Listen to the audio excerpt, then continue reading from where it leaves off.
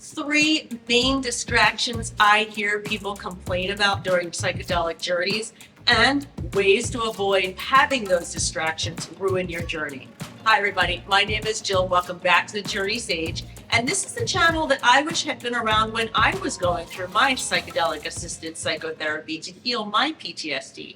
And today I want to talk about the most common distractions I hear people complain about in terms of, oh my gosh, this happened during my journey and it made the journey unpleasant, uncomfortable, I didn't get anything done, kind of gave people a little bit of a negative spin on their psychedelic journey.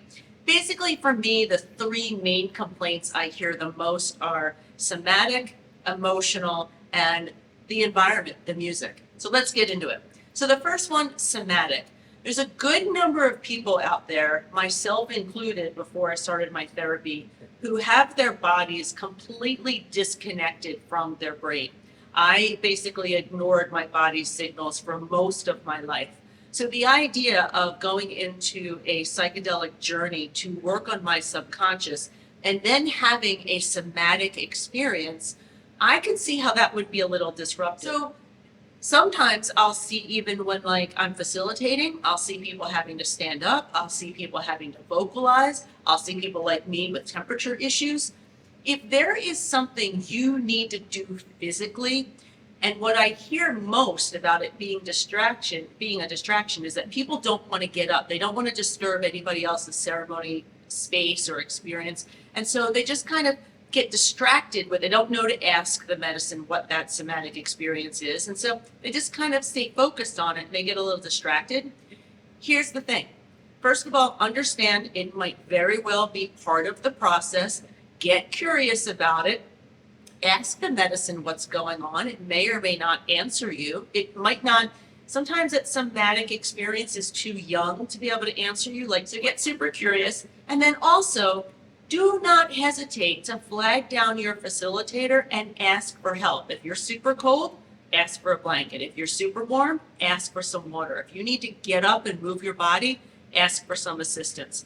Facilitators working with psychedelics should be accustomed to somatics being a part of the process, and they won't blink twice. And it'd be a lot easier for you to get curious and work with the somatic thing that's happening versus getting distracted and thinking it's not part of the experience and thinking in some way it's a block and getting kind of angry and frustrated.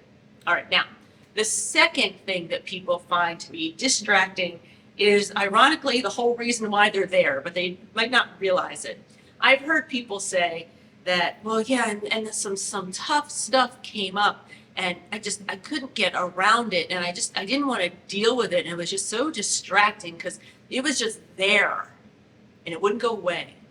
Well, yeah, it wouldn't go away because that trauma or that memory or that issue is it's living in your body from whenever it was created. So the medicine, whatever psychedelic you're using, is bringing that emotion to the surface that you have to feel again and you have to process it.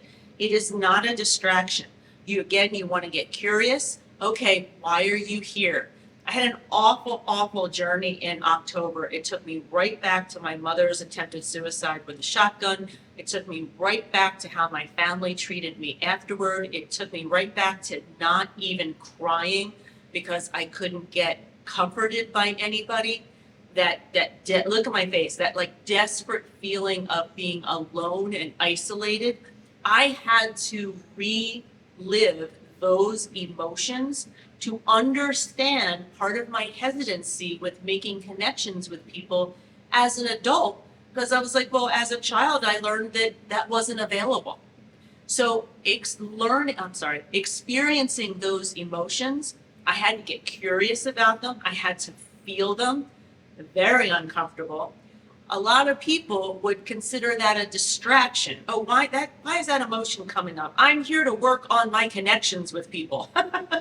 Well, guess what? Those emotions are things you need to process so that you can then move forward. I processed those emotions. I realized that it was just a very situational thing. Just because my family was dysfunctional doesn't mean everybody else is. And look at all the other connections I've made throughout my life. had to process those emotions. They were not distractions. So again, emotions come up, get curious, don't treat them like distractions. They will not go away that quickly, trust me. All right, and then the third one, this one's kind of fun. Look, the music.